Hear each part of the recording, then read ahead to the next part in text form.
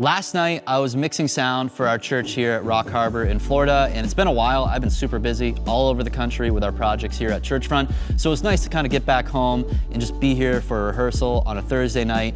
And the big issue that came up for us was solving the in-ear monitor mixes. As a worship leader or musician, if you don't have a great in-ear monitor mix, it is so much more difficult to have a solid performance. And if you don't have a solid performance where you are confidently singing or playing, it's not gonna sound good because you're not sending a good signal and good tone to your mixing console, and everything that happens in the mix is going to suffer. And not only does it not sound as good, the energy in the room doesn't feel as good, because when you're timid or not really just like performing with confidence on the platform, the whole room feels that. And it just kind of like feels like, ugh, like there's just not much confident and positive energy going on during the worship set. So we're gonna talk about practical tips around sound in your performance, but remember, this has a profound effect on the overall spiritual experience of the worship service. There's a lot at stake here, which is why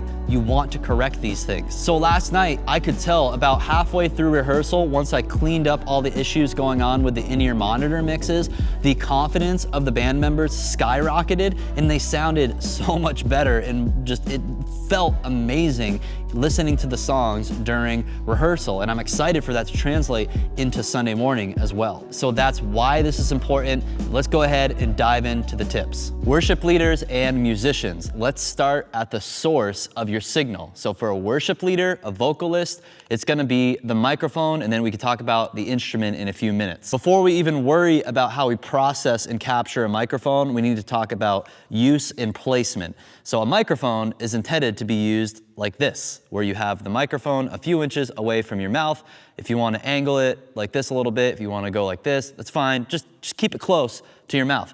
Don't be singing into your microphone like this and then complaining you can't hear yourself. We need a nice, clear, strong signal. That's going to be important for the front of house mix that everybody hears in the congregation, for online mix, and more importantly, for your in-ears. What about instrumentalists? Let's say you're playing a keyboard, you're using something like the Sunday Keys app here. I recommend having your volume all the way up on an instrument like this to have a nice strong signal back at front of house. It's gonna really impact both your ears and the overall mix. Drummers, this one can get tricky. We use electric drums, and we really wanna make sure that we have a good strong signal, and this is where a front of house guy is gonna have to collaborate with their drummers week to week, because some of these things do change, because some of your drummers all play a little differently. We have some drummers who go all out 100% on this kit, and they can because it's electric, and that has one set of gain structure for the kit, but then we might have other drummers who just kind of softly play, and that can really change up the gain structure, which is going to impact not only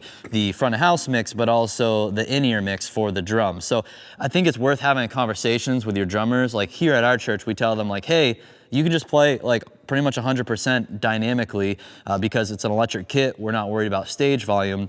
And we really want that consistency of tone going to our mix. Guitarists, make sure your guitar is in tune, and then you should be using some sort of direct box. Sometimes you have tuning pedals that have a direct box built into them, or maybe some other pedal board setup. You want to be sending a balanced signal to your stage box, especially if your stage box is a far length away. It's one thing if you have a little stage box on stage, you could probably go 1/4 inch into there with an unbalanced signal and be fine, but you want to make sure you have a DI box in most cases to convert your 1/4 inch cable into an XLR cable, and then we're going to be able to gain that up properly at the sound console. So that is the worship band's responsibility. Use your mics properly. Make sure you are sending enough output signal to the stage box and to the mixing console, because if that's not right, you're gonna have issues with your mix. With wireless microphones, it actually has another layer of complexity that I wanna show you. Check this out.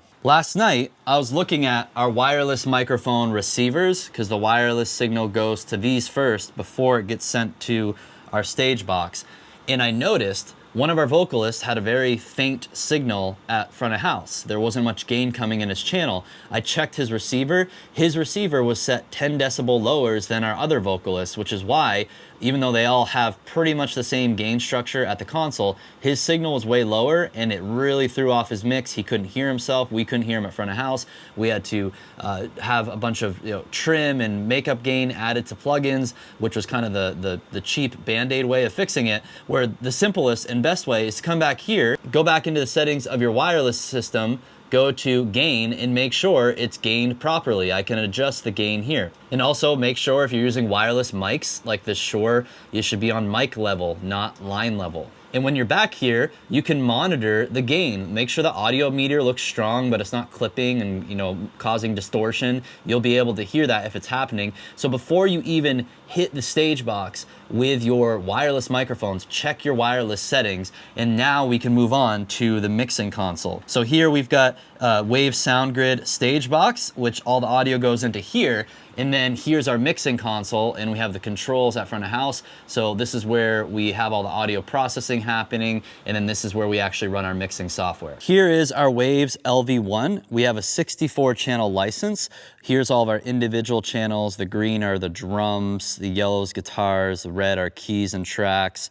And then the blue vocal mics, and then we have headset mic and handheld mic. So we actually have quite a few channels left to use on this console. One of the nice things that we're able to do with this Waves setup is we do have separate channels for our in-ear monitor vocal microphones.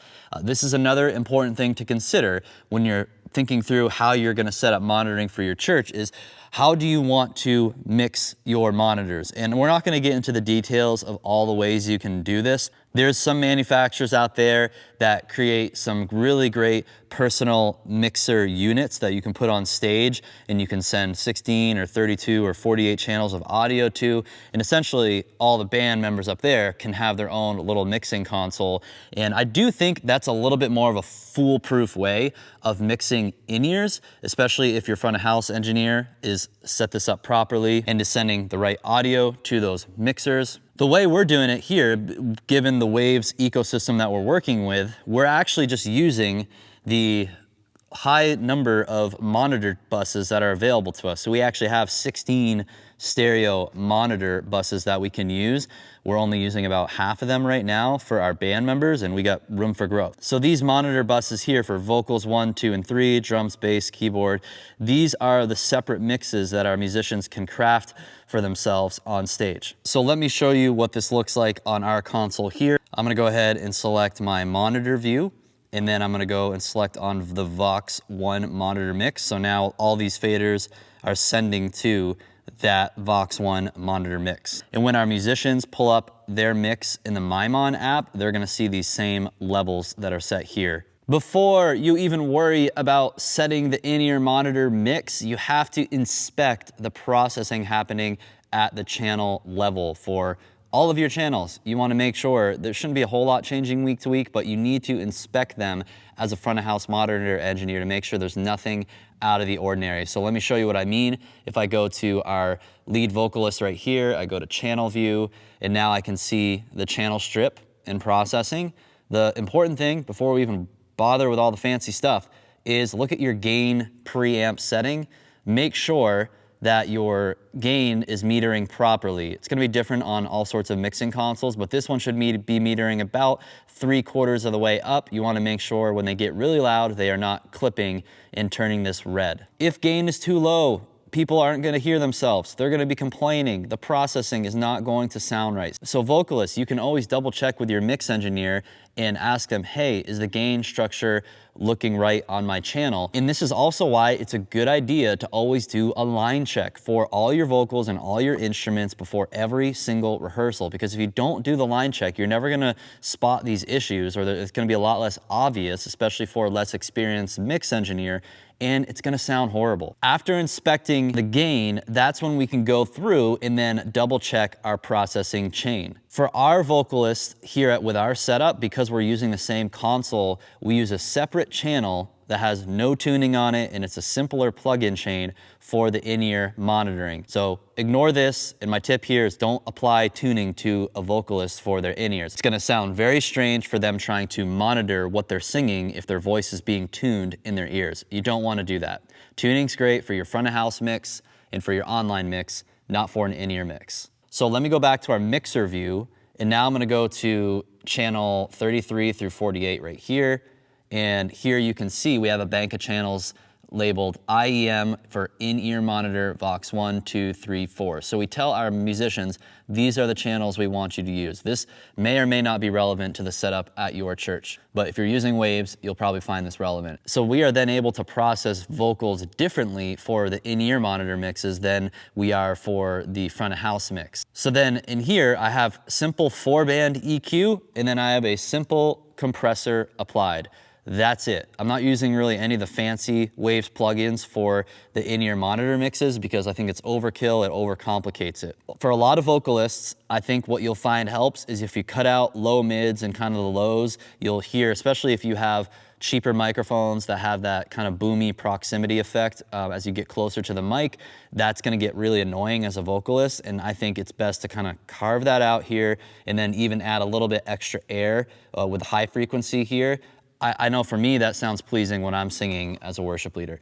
And then when I go down here to the compressor, I like to have maybe 6 to 10 decibels of gain reduction when I'm getting pretty loud or pretty strong with my singing. I have a ratio of 4 or 5 here. I like to probably slow down the attack time actually. I'm actually gonna move that attack time closer to about 50 seconds so then I can really hear my articulation of words nicely as a vocalist, but then that compressor is gonna come down. Some people might disagree with me, but I really like some moderate compression as a worship vocalist. I do think it's important to help your worship vocalist understand what a compressor is doing to their signal. I think it's a really helpful tool as someone who sings a lot and I play guitar when I'm leading worship because I like the way it just dynamically responds to my voice as I'm singing, so I don't really have to make any of those compensations in my mic placement, right?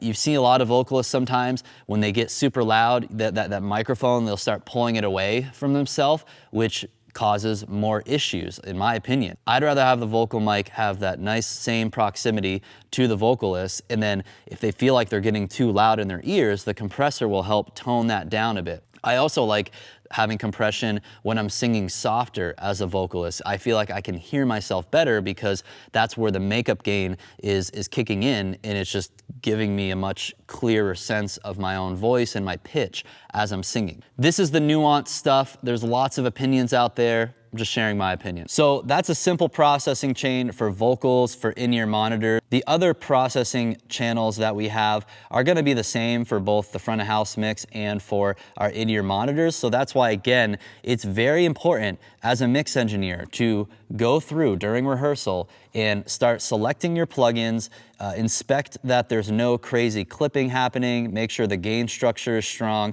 make sure the output levels from a channel are also nice and solid or where they need to be, they're not clipping, because this is all gonna create issues for in-ear monitor mixes if something is off. Now let's talk about actually mixing the in-ears. If I go here to my monitor view, and I'm gonna go to vocal 1, now I'm gonna see the sends on fader for vocal 1. So let's go to the top here.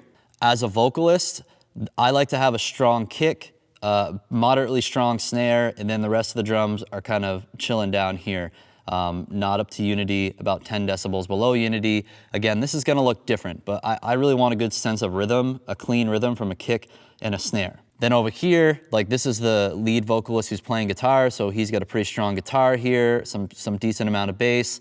Keys and track, they're pretty modest amount going into the ears because those can really overwhelm the mix. And then you have the other vocalists in the ears, and then notice how the vocalists are panned. So I actually panned the female vocalist to one side and the other male vocalist to the other side.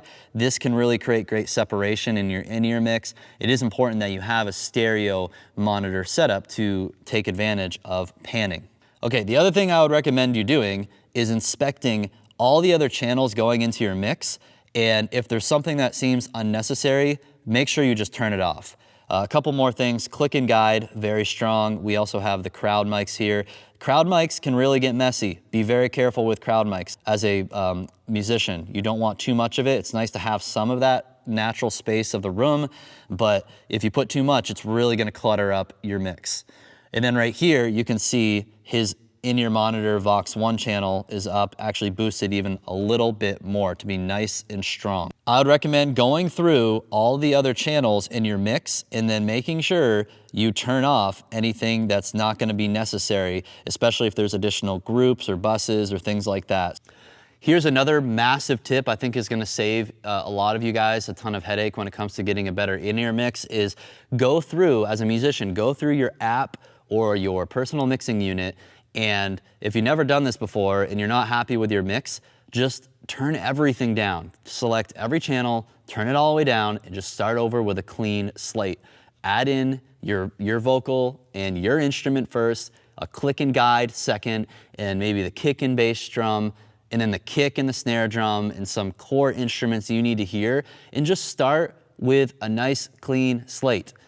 You might be able to then save those settings afterwards. Again, you know, that's a nice convenience to have. But for me, I'm fine if I have to spend 2 to 3 minutes every time I come to a rehearsal to set up a mix for my ears, because I don't want to hear a mix for someone else's ears, someone else's voice, someone else's instrument. If you just do these simple steps of rebuilding it with what you need, it's really going to set you up for success. Once you've dialed in the mixes for your in-ears, this is the monitor bus overview for all of our mixes right here.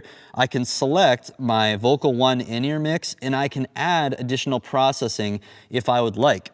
Last night, I saw the processing happening here and I was like, I feel like it's just kind of complicating it. I don't think we need the additional F6 or the CLA. So these are disabled plugins because they're gray right now. But if you wanted to add some EQ to the entire mix bus, you could. And this is a pretty subtle setting that's applied to it. So I'm not like downing the person who put this on here, but to me, I was just really trying to strip everything back and create a good mix. And my preference is create the best mix possible with the fewest amount of plugins possible to keep it simple, especially in an environment where we have different mix engineers from week to week, and they can't keep up with all of the various processing that's going on. So you could add bus processing to the overall mix for your vocalist or instrumentalist or a drummer, but I would just say get it right at the channel level and how you're setting the mixing faders for the outputs for those channels to this mix, and then don't stress out about any fancy bus processing here. But we're not done yet, because now that the mix is created at the mixing console, there's a few more things that have to happen. You might have one of these. This is a wireless in-ear monitor pack. Make sure you have fresh batteries. When these things start dying, the mixes really start to suffer, and that becomes an issue. So always use fresh batteries. Also consider, are you listening to a stereo mix where you can hear left and right channels, or are you listening to a mono mix? I highly, highly recommend having a stereo setup when possible. It is going to be a bit more expensive, but that really is a game changer for a vocalist or a musician needing monitoring.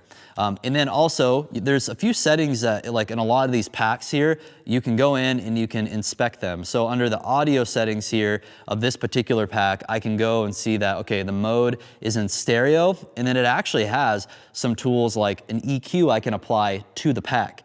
That might be helpful if you know how to use it, but if you don't like the tone of your in-ear monitor pack, you might want to inspect whether or not there is EQ applied here. Because if there's EQ applied at your pack, what your mix engineer is hearing at the mixing console when they try to solo your mix is not going to sound like what you're hearing here, because this is like another little mixer that's happening to your in-ear monitor channel right here. And again, I would always err on the side of simplicity and just make sure that this thing is getting a solid signal. It's in stereo mode or mono mode, depending on how you're supposed to be running it. And then you'll have solid wireless ears. The other thing though to consider too is some of the integration with the wireless system. For your in-ear monitor systems, you should also have a good antenna to be able to have a good signal on your stage. And then sometimes you might need an antenna combiner for this system. So that gets into kind of the integration infrastructure. If those things aren't set up properly, you're gonna have dropouts, wireless interference, lots of issues there. Some of our in-ear monitor setups are using these headphone amps right here. So if you're plugged into a headphone amplifier, this is not wireless, but this is another place where you gotta check the volume level, check the pan, see if it's in stereo or mono mode, and make sure it's not clipping horribly, like you don't see a red light turning on, because if that's happening, you're gonna hear horrible sounds in your ears. So these things are great because they're a couple $100 and you can just put like a extension cable for your headphones on them, and then you're not dealing with any wireless issues, but you don't have the convenience of wireless. I don't mind using wired headphones for your backline musicians. When I say backline, the people who are back here, like keys, bassist, guitarist, drummer, because they're not really moving across the stage or having to, get up and down on the front of the platform. So wired always works pretty well. My closing thoughts: keep it simple. And if you are a mix engineer, use rehearsal as a time to inspect the signal flow for all of the channels, all of the monitors. It really should be an inspection time, especially if you already have a good show file set up and you're not dramatically changing your scene from week to week. You can just double check all of these things, and you can also get some headphones at the front of house mixing console. You can solo people's in-ear mixes so that you can hear what they are hearing. But keep in mind, if something's messed up with their wireless pack or their headphone amp, you might not be hearing what they are hearing, and you might need to get headphones and actually come and listen to what's happening. And then I would encourage you as a mix engineer, spend more time coaching and helping your worship band get a great mix. Many of them have horrible mixes, but they don't really even know. They just think that's the way it's supposed to be, and that's significantly impacting their confidence as a vocalist and a musician. And if you fix that, it can make a night and day difference in the sound they produce for everybody's mix that you're gonna hear in the congregation and online. So please, please, please don't neglect this for your worship ministry. I hope you guys found these tips helpful. If so, hit the thumbs up button, share it with your friends in worship and production ministry, so hopefully they can glean some insight from this as well. If you'd like to learn more about the resources we have at Churchfront to help you and your church, go to churchfront.com and you can learn more about Churchfront Premium, where we've got online courses and we can provide AVL consults. Or maybe you have a new project coming up at your church with an expansion or renovation or a new building. We can install an entire new system for you. Just fill out the form there. We'll tell you more about the Churchfront Pro client services, and we look forward to connecting soon. Thanks for watching this video. I will see you next time.